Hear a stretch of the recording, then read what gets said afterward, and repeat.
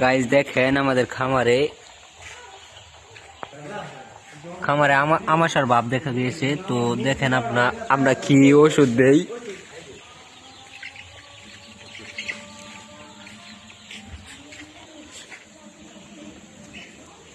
ওষুধের নাম কি? এনরাহাই। এটা কতটুক পানির মধ্যে কতটুক দেওয়া লাগে? 1 গ্রামে 2 লিটার পানি।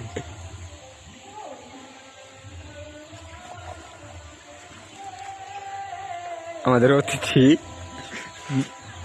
মোহাম্মদ ইমরান ভাই, তো আমাদের খামারে এসে আপনার কেমন লাগতেছে? আলহামদুলিল্লাহ, খুব ভালো লাগছে।